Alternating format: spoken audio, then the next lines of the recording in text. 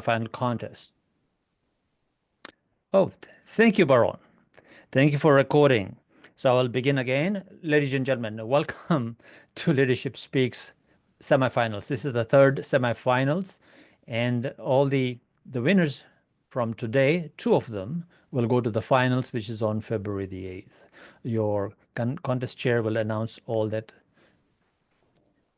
when we get there. So, Mr. Zoom Master, is everything off? Chat, videos, security? Are we all good? Everything is off. Superb.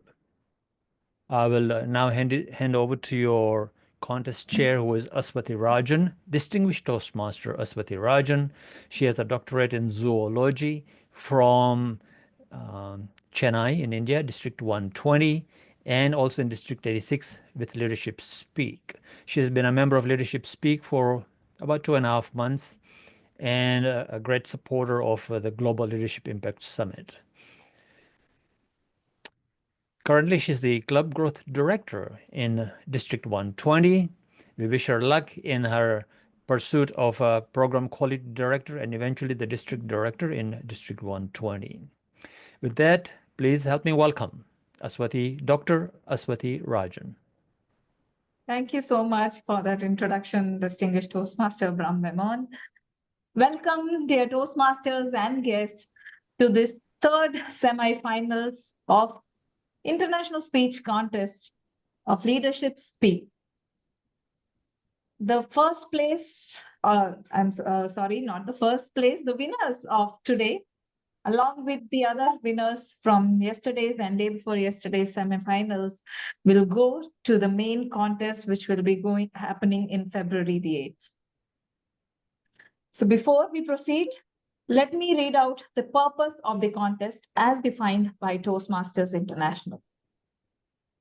To provide an opportunity for speakers to improve their speaking abilities and to recognize the best as encouragement to all. To provide an opportunity to learn by observing the more proficient speakers who have benefited from their Toastmasters training. Before we start, I would like to point out a few rules for all of you. Please turn off your audio and video. From now on, we will disable the chat box here on Zoom. Only use our WhatsApp groups when it is necessary and when it is related to the contest. Our officials are relying on WhatsApp to communicate during the contest, and when unrelated messages pops up, they will be distracted.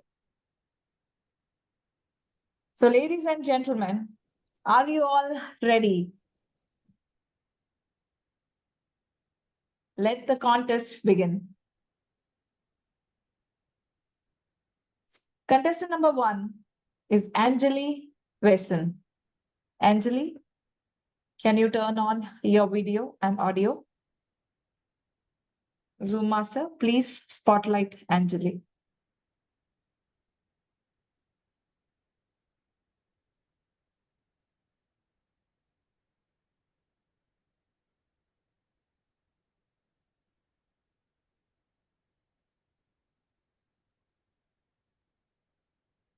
Contestant number 1, Anjali.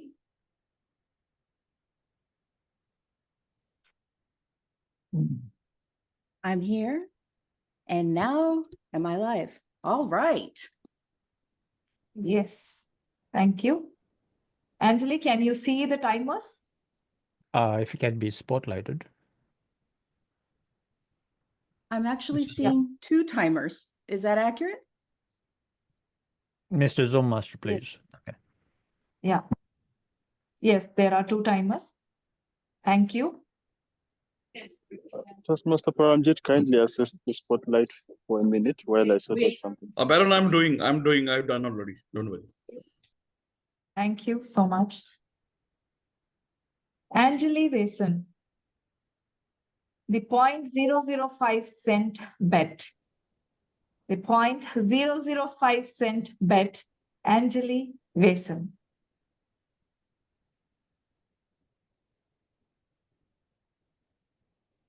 In the past 2 weeks, I felt and still am feeling this heaviness in my heart and in my mind, thinking how I can be able to make a change in this area of Arizona.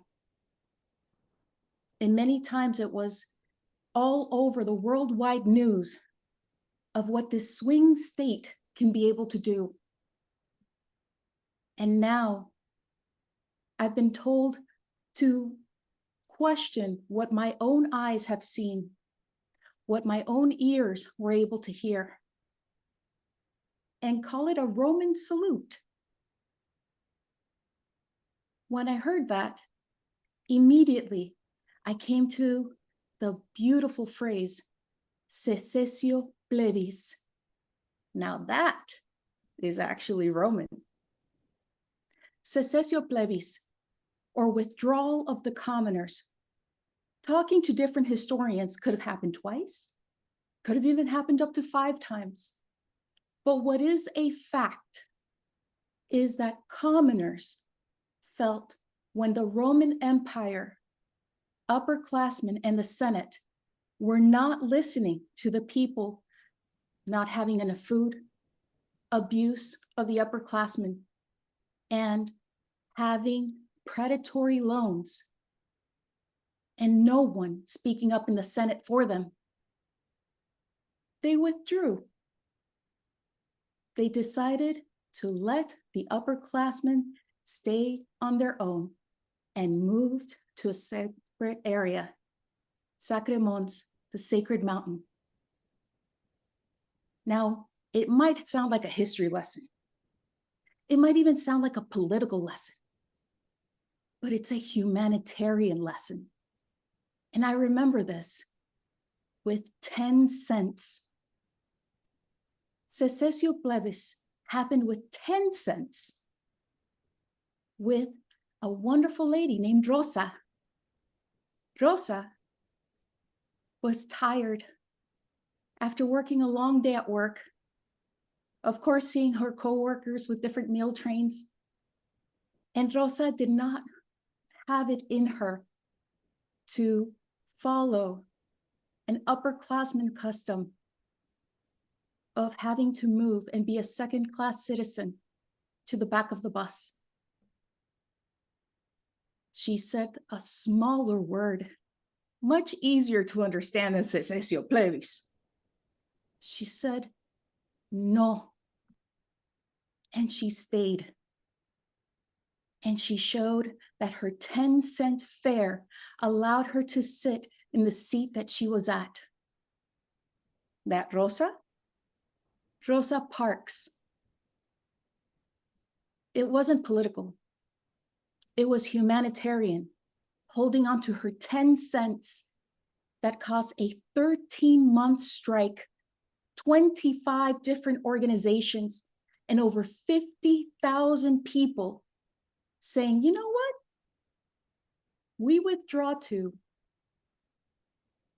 But what about me now? I don't feel I have the same power as Rosa.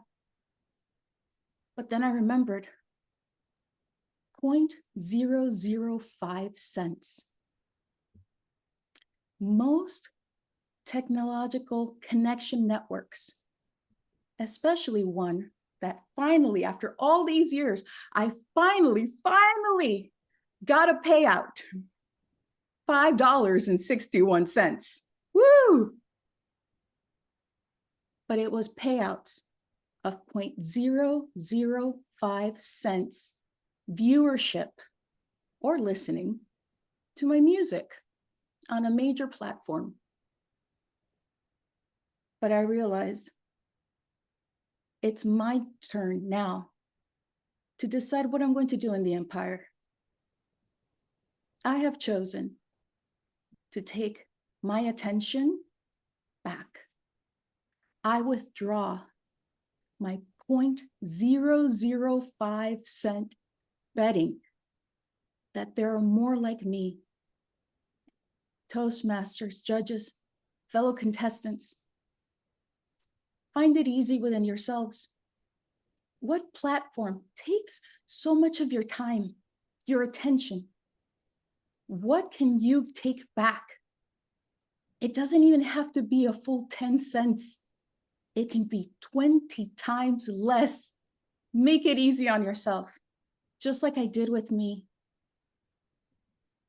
Click, log out, close account. I'm betting that I'm not the only one that will be able to be on the right hill of history. Madam Toastmaster. Now we will have 1 minute of silence for the judges to mark their ballots. Timer, please indicate when 1 minute is elapsed.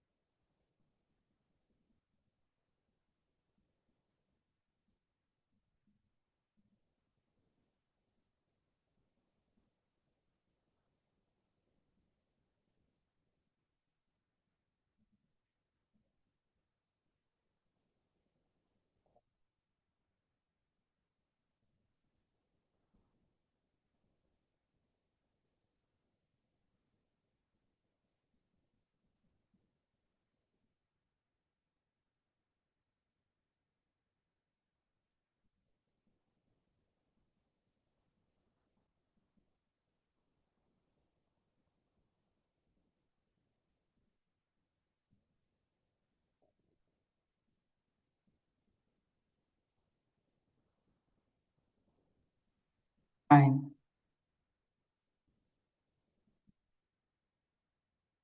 A minute is up. Thank you. Contestant number 2, Lydia Wanjiku.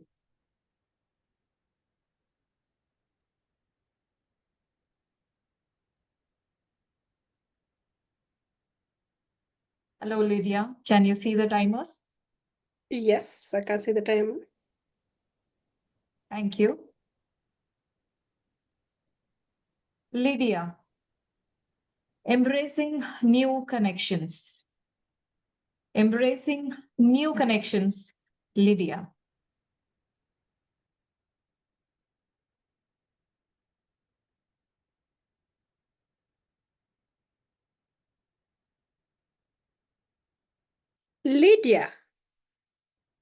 Lydia, what are you doing here at the airport, seated alone? Contest chair and fellow contestants, have you ever been in a situation whereby you're feeling helpless? You look right, you look left, you look back. There is nowhere you are seeing any help. Then someone comes just because you had some connection with that person. It happened to me some 15 years back when I was coming from a workshop in Nairobi. On my way to the airport, I was seated in a van. No one told me that Nairobi, it's not that safe. So the window was half locked and my bag was on top of my thighs. And here I was talking to the next passenger next to me. What happened? I had a bang pa on my thigh and my bag, po, it was stolen. I quickly got out of the van, but the people around that area told me, excuse me, if you love your life, don't follow that person because you'll be killed. Go back and forget about it. I told myself, I love my life. Let me go back to the van. I went back in the van, totally confused. I didn't know what next. And the van continued. Finally, it took me to the airport. I alighted, then I went to the Kenya Airways office. I explained to them my situation. They listened. attentively, and they were even nodding their head. But what they told me, we are not even able to prove that you are the one who is the person who is supposed to travel. I was not able to prove that this is Lydia who is supposed to travel because I did not have my ticket. I did not have my ID. I was just like that. The much they were able to help me, they told me, please go to the police and report and get a police abstract. I was new in Nairobi. I didn't even know where the police station was. What did I do? I just looked around, saw a bench, and I sat there, helpless, thinking very hard. Then all of a sudden,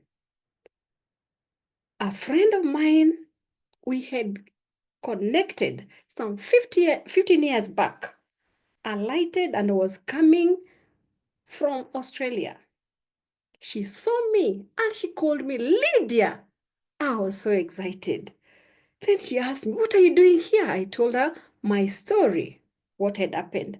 And at that particular time, I had nothing. She told me, Lydia, come, we go home. And that is what I did. We went to her place. She took good care of me. She actually talked to me because I was feeling absent-minded. The following day, she took me to the police station. I reported. I got a police abstract. After getting a police abstract, she took me to the bus stop where she paid for me a ticket. At that particular time, tickets were very expensive. She would not have afforded to buy me a ticket, an air ticket. And I was so grateful. Then before I got into the bus, she sat me down and told me, Lydia, you remember, there was a time I called you, my sister was sick, you went to the hospital, you even paid the bills, and you never even came to ask me for the money. At that particular time, we didn't have mobile phones. The connections, again, we were not talking. Until she came, she found me at the airport. She remembered me and she was able to help me.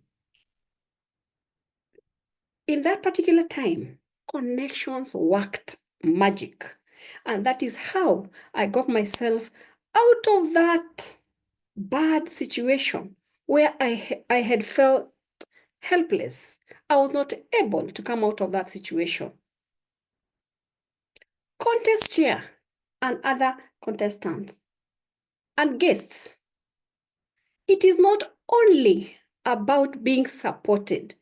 When you have good connections, even there is so much that you can do in your life.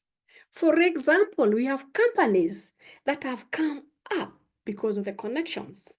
For example, we have Procter and Gamble. Procter was a candle maker and Gamble was a soap maker, but it was their father-in-laws. What happened to their father-in-laws? They had connections. They came up with the idea for them to get together, become partners. They formed a company in 1837. And eventually, they are doing well. They became one of the world's most successful corporation just because of connections. Another example, it's Uber and Spotty streaming app.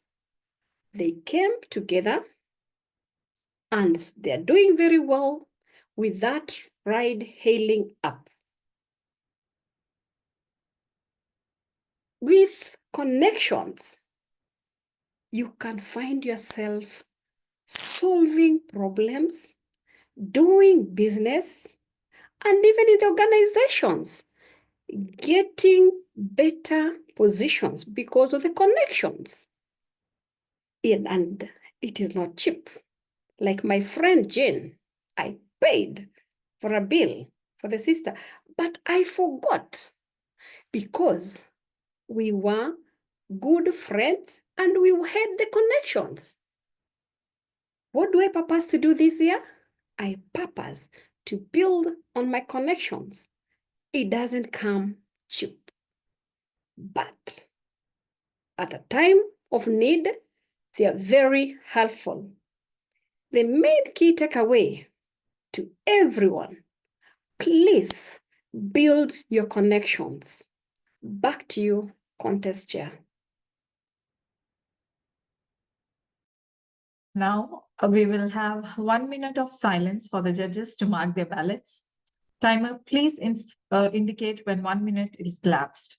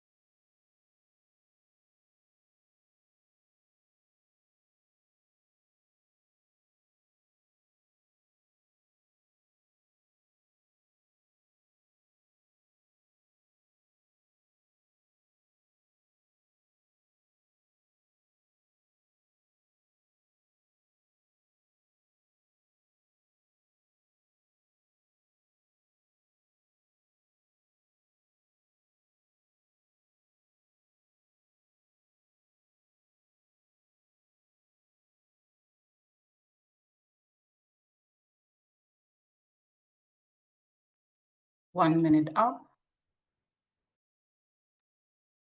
Thank you. Contestant number 3 is Ejura Okpanachi.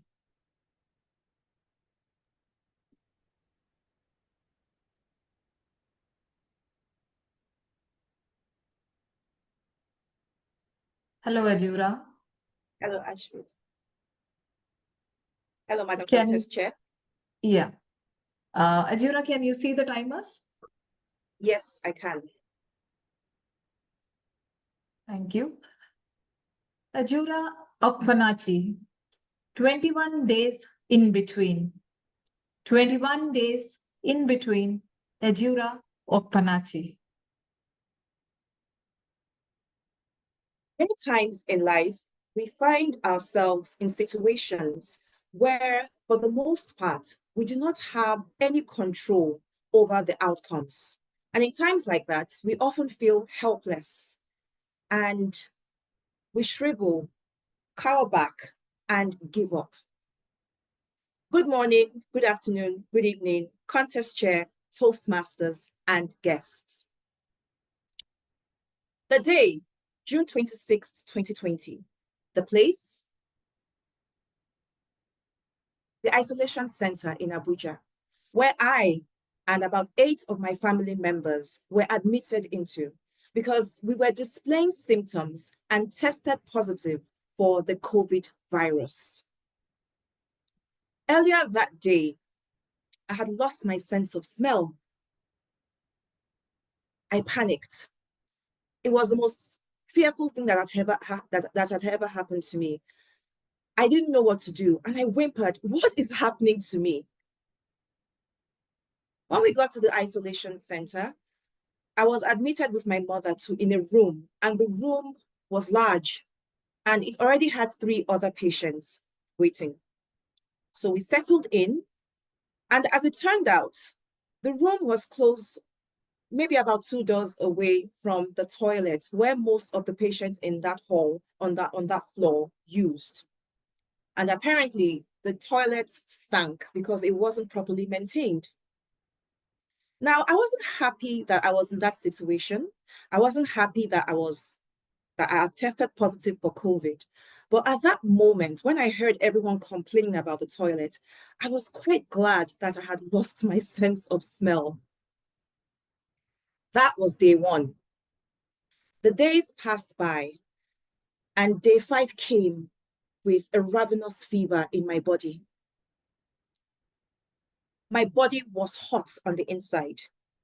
It seemed as if the organs were playing a violent game of rugby. My head felt as if it was being split in 8 different ways. I had never felt so sick in my entire life. It got to the point I actually honestly started to consider the possibility that I might actually die. After all, people were dying from this virus. There was no known cure. It was horrific. I was in between life and death. I was in between sickness and health. I was in between the pearly gates and earth. I prayed. I asked God, please heal me. Please heal my loved ones. Please heal our fellow patients in this room. And please heal this world.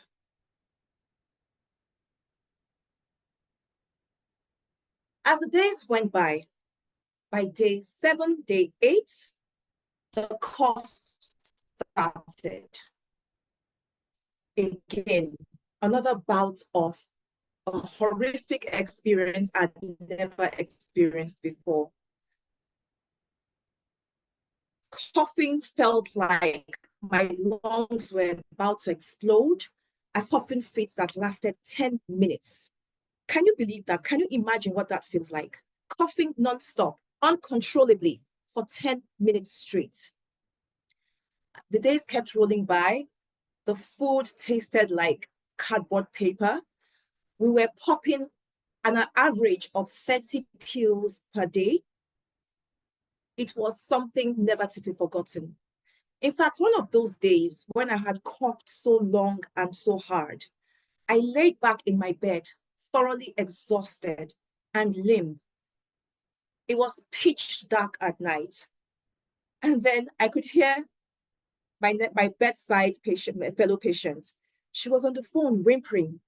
She was talking to a loved one, and I could hear her. She was whispering loud enough for me to hear her say, Ada, the woman beside me has been coughing all night, and now she has suddenly stopped. And she's so still. She might be dead. Don't want to die. But please, if I die, if I don't make it out of here, please delete my browser history.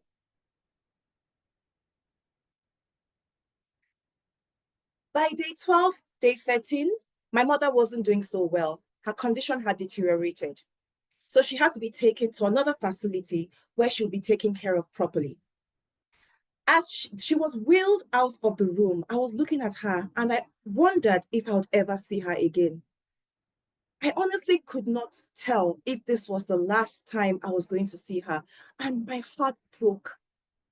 Yet again, I was in between relief and grief, fear and faith, belief and doubt. As I walked back to the room, one of the patients came to me and said, all will be well.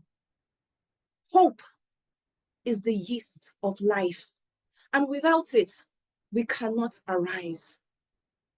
I held on to that, and I believed that, and I mustered every faith and hope I could within me. No matter, and it was terrible, but I was able to muster the strength to believe. Thankfully, as the days went by day 17, day 18, my mother and everybody else were discharged. They were even discharged before I was because I had malaria. So I had to be watched and taken care of until I got completely better.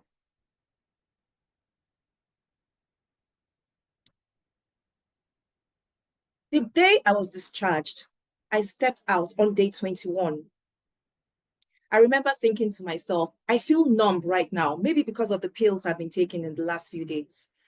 I feel empty, I feel tired, but I'm relieved I'm out of here.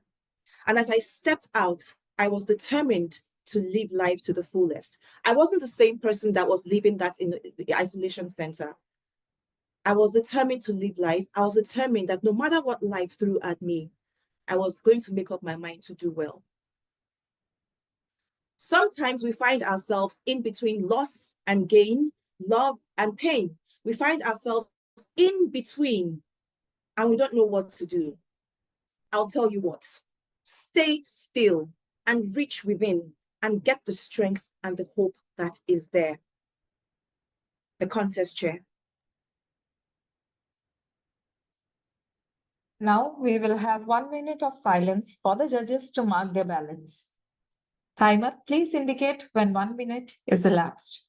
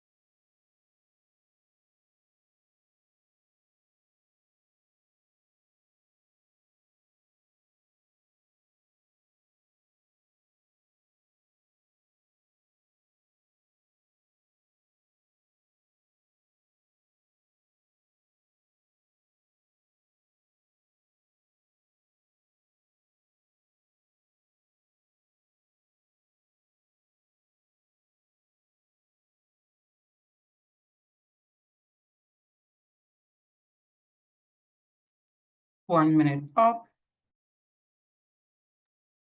Thank you. Contestant number 4 is Vinod R. Panicker.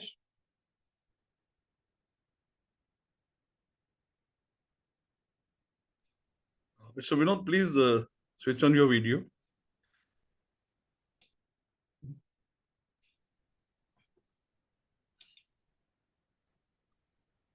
Yes, am I audible? Yes, you are. Vinod, can you see the timers? Yeah, I can see the timers. Okay. Vinod R. Panicker, take your chances. Take your chances, Vinod R. Panicker.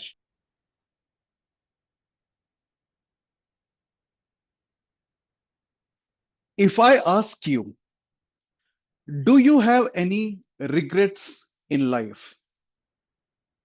Most of you would say yes. Contest chair and my dear friends. Now, some of you might have a regret that you wanted to be an artist 10 or 15 years before, or you wanted to write a book, or you wanted to start a business.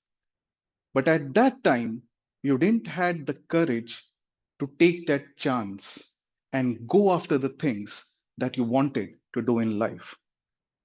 I got that courage from my father.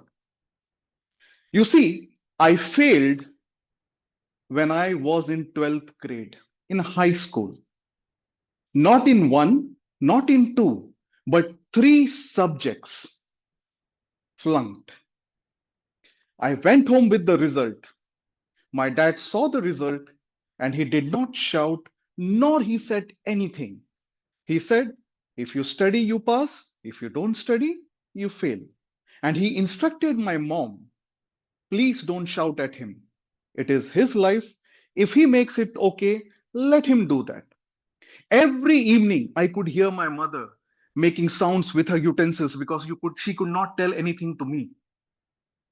But that did not break my heart. What broke my heart was my father silently kept quiet and did not go to work for one whole week.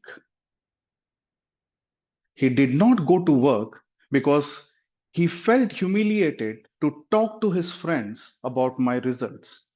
But he never told me this. I understood this. And I told my dad, Dad, I will write the exam and pass. So after 6 months, I wrote the exam. And out of three, I just passed one more. My dad looked at me. Even if you study, you are just passing one exam. It's much better that you don't do anything. We will start a grocery store in the market. I said, no, I will study. I studied again and cleared all the exams. After clearing my high school, then came the term of graduation.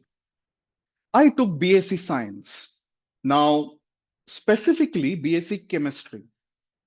The first day in the lab, I didn't knew that sodium can Sodium gets fire when it interacts with water. I was playing with sodium and I put it in the sink, and there was a fire in the lab. I immediately knew I cannot do BSc chemistry. I went to the principal, I went to my teachers, and I said, I want to change the subject. They said, there is one option. You can take BSc computer science, but it is 4 times more expensive than the normal science. I thought to myself, will my dad allow me to do computer science because it is very expensive and I was the eldest of the 3 siblings? I went to my dad and said, Dad, I want to study computer science. He asked me only one question: will you study? I said, yes. He took chance on me and he paid the fees in full. And that question, will you study? And my response, yes, even today drives my life. Because not only I completed graduation, I did an MBA and I did a double MBA just recently, and I want to do PhD. It was because of that failure and the trust, the chance that my father took on me. With this courage, when I came to UAE 20 years ago, 2003, I landed in this beautiful city called Dubai, the city of dreams. For 4 years, I worked as a sales executive. One day, one of my client, who was a pretty big shot in this part of the world, told me, Vinod, I like your attitude. I like your dashing attitude, the way you talk to people, the way you can develop relation. Let's start a business. And I was like, I have never thought about this. I always wanted to do business, but never thought that I could do it in UAE so fast. At that time, I remembered how my father had taken chance on me, and that his face was there in my mind. And then I decided, let me take a chance, because I knew if he was alive, he would say, go son, go for it. I said yes, and I started doing business with that person. For the first 6 months, the business was flying like anything. But in 2007 end, we all know what happened. Crash. The big recession, JP Morgan crash, and the market crashed completely. And I failed miserably. Lot of money, almost $100,000, was stuck in the market. And I didn't knew that how will I get up from all this money that has got stuck. But that chance that I took in life, after 4 or 5 years, I was able to overcome that. But that chance that I took has given me so much confidence in life today that when I see anything goes wrong in my around me, I just look at it and smile. And I say, I have seen much worse time in life. The burden of regret is much bigger than the burden of failure. And I am the living testimony of that. I enjoy my life and I am so happy that I took that chance. So I'm asking all of you, what is it that you want to do in life? What are the regrets that you have? Take a chance. What are the things that you always were looking to do? Take a chance. Maybe the thing that you are looking for is looking for you. Take the chance because only you can do it for yourself. Contest chair.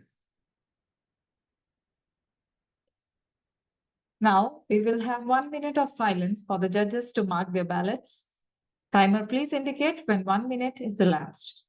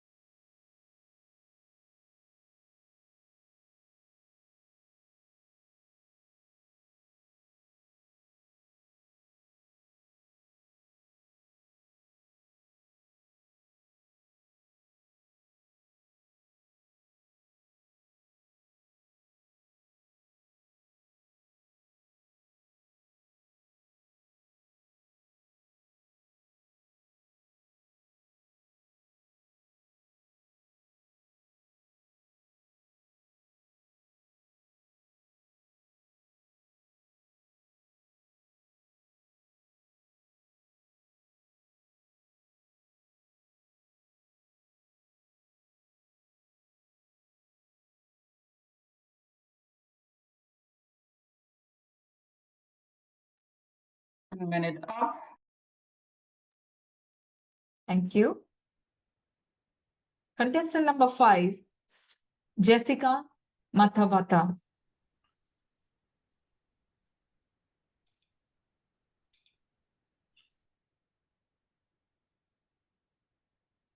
Hello, Jessica. Hello. Jessica, can you see the timers? Yes, I can see the timers. Thank you. Jessica Mathabatha, the scars we carry. The scars we carry. Jessica Mathabatha. For most of my life, I've always had a keloid scar on my chest. It was just part of myself. It was a very huge part of my identity, something that I lived with. Contest chair, fellow Toastmasters and guests. Things started to change when I stepped into the world of the unknown, the world of university life. You know, I started meeting people, those dermatologists that have never stepped foot at med school. They were full of unsolicited advice. Oh, that's an unfortunate looking scar. Oh, have you tried such and such? Oh, that looks a bit gross. And at that point, I started to see my scar, which has been a very huge part of my life, as something to hide, as something that shouldn't be seen. I tried everything. I went to doctors who injected steroids to make the scar to flatten. Chunky jewelry, I used that to cover my scar. Chunky scarves, I tied those around my neck, all in an attempt to hide the scar that's been a huge part of my life. All this was happening, and things started changing again when one day my grandmother, I've been to visit her, and she called me to sit by her side because she'd been noticing that I was covering up all the time. She called me to sit by her side, and I did. And she went, "Baby girl." My grandmother called everybody baby girl. I guess with 45 grandchildren, yes, baby girl came in handy. She looked at me and said, "Baby girl, can you see out there?" She was pointing out in the horizon. She was pointing out there. And I said, "Yes, Grandma." And she went, "Can you see those people walking down the road?" Ladies and gentlemen, my grandmother was partially sighted. And also, there was just one person walking down the road. But I just played along. I said, "Yes, Grandma, I can see those people around there." And she said, "Each and every one of them carries a scar. But their scars are deep rooted in their souls, in their spirit. And the difference here, baby girl, is that your scar is etched on your skin. And let me tell you one thing. Your scar is a testament that you've gone through something and you've shown your resilience. You've come through the other way and you're here to tell the tale." And my grandmother was very religious, and she turned around and said, "Listen here, girl. That scar shows that you have been in the fiery furnace, girl, and you come out and you don't even smell of smoke. So you must never, ever allow anybody to define you by this scar. And you must never, ever allow anybody dim your light because you've got a scar on your chest. Because all those people out there are carrying scars." And she turned around and said, "You know what, baby girl? These scars are not the symbol of our weakness, but they are a testament of our resilience. They are a testament of your ability to heal and grow. They are a testament of your courage. So in everything that you do, you must wear those scars with honor and with pride. That was a turning point for me because, ladies and gentlemen, my grandmother she didn't know how to write her name. She'd never been to school, but she was so full of wisdom. She was a fountain of wisdom. She always knew when to share and what to share, always at the right time. That moment for me with my grandmother was a huge turning point for me because it transformed how I saw myself at that point. Because that time when people were asking me weird questions and giving me unsolicited, they were giving me unsolicited advice, I wasn't seeking that. I was a young woman. I was in my formative years. I was seeking reassurance. But grandma came in handy and said, baby girl, you've got this. You've got this thing called life. And ladies and gentlemen, so as I stand here today, I say, let us not shy away from the scars we carry.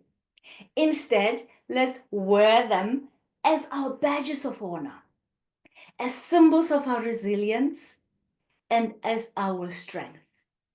Let us remember that every scar has a story, a lesson, and a moment of growth. Let us not forget that these scars are a testament of our journey, and we are here to tell that journey. Contest chair. Now we will have 2 minutes of silence for the judges to mark their ballots. Timer, please indicate when 2 minutes is elapsed.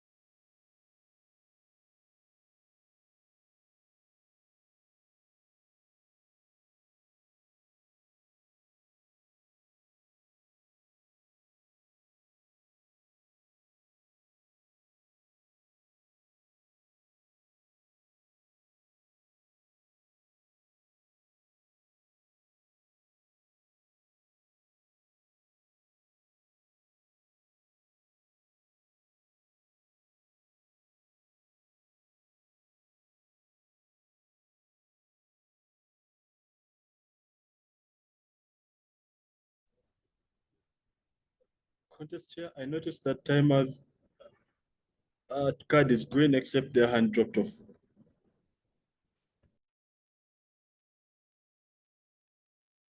Sorry. You were busy doing other things behind the scene, but the two minutes have passed. The way past the 2 minutes. Madam Conductor, take it from here. Thank you, Yari. Chief Judge, please let us know if you have collected all the ballots. We are waiting for one more judge. Sure.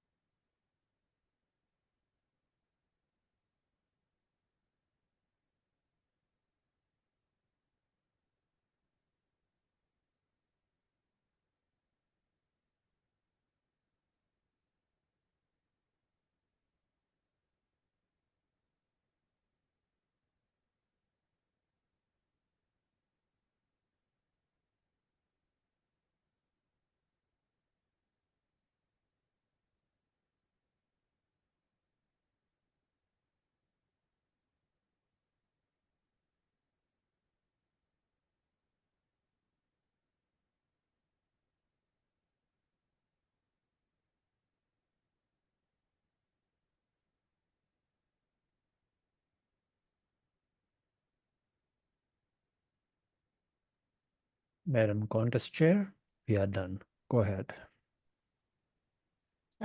Thank you so much, Chief Judge. So now let us go ahead with the contestants' interview.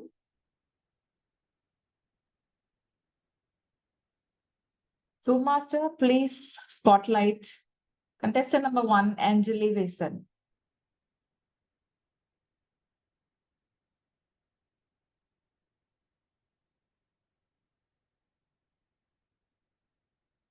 Anjali, can you please? Yeah, Now it's going through. thank you.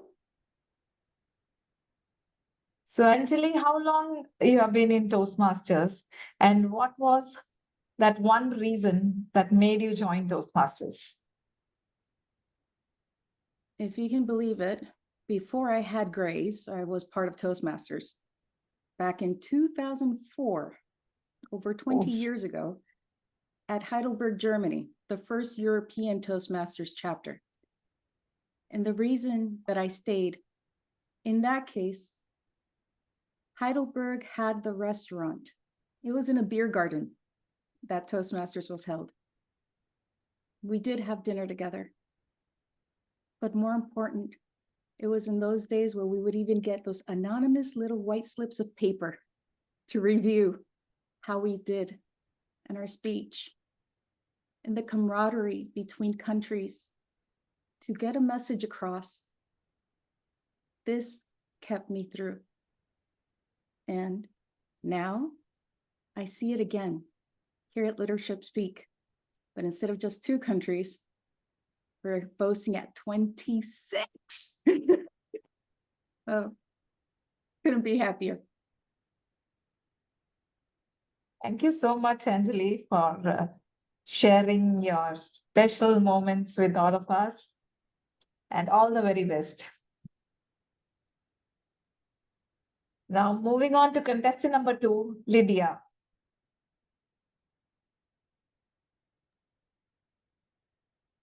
Hello, Lydia. Hello, Contest Chair. Lydia, why Leadership Speak? Why did you join Leadership Speak, and why you are still a member of Leadership Speak? And the reason why I joined Leadership Speak was I wanted to grow, and my community club at some point was struggling.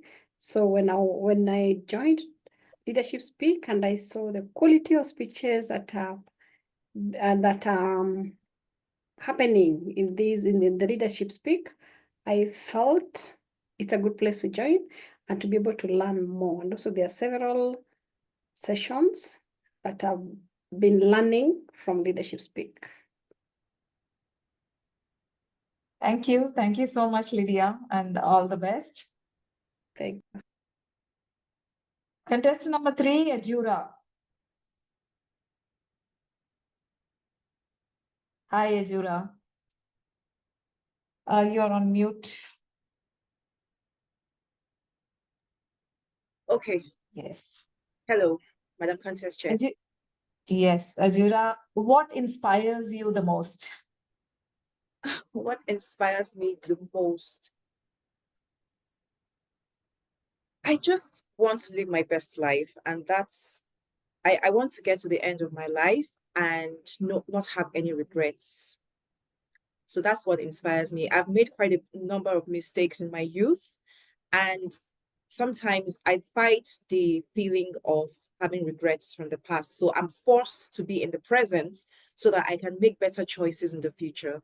I want to be able to I want to get to the end of the week and look back and be happy with myself and realize that I made the right choices. And even if I didn't, I like the idea of forgiving myself quickly, learning from the mistakes and moving forward. So what inspires me is the drive and the desire to be proud of myself when I look back. Thank you so much, Ajura, and all the best. Thank you so much.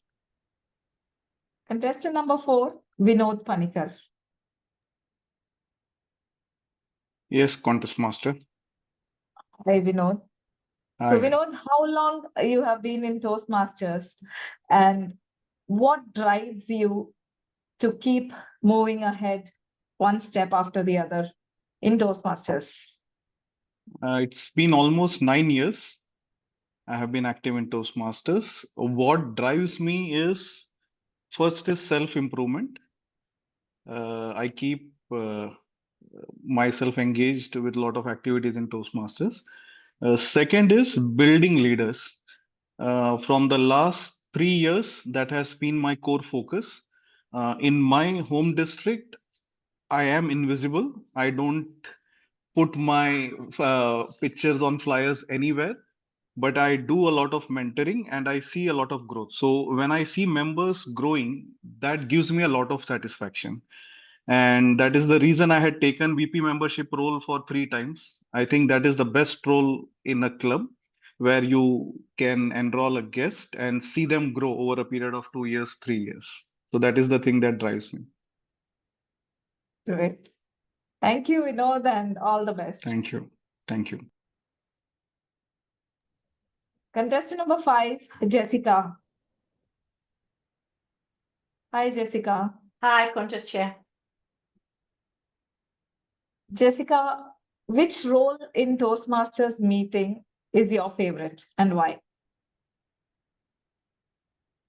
My favorite role, if there was like in the personal in-person meeting, I am currently the VP membership, and like what I enjoy doing is to meet new people, ensure that the guests are welcomed, and to make sure that everybody's journey in Toastmasters is enjoyable and people get the most out of what they have invested.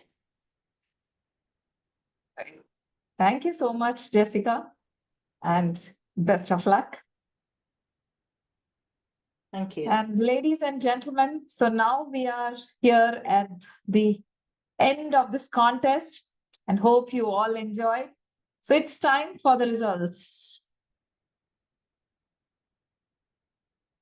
I have received the results from our chief judge.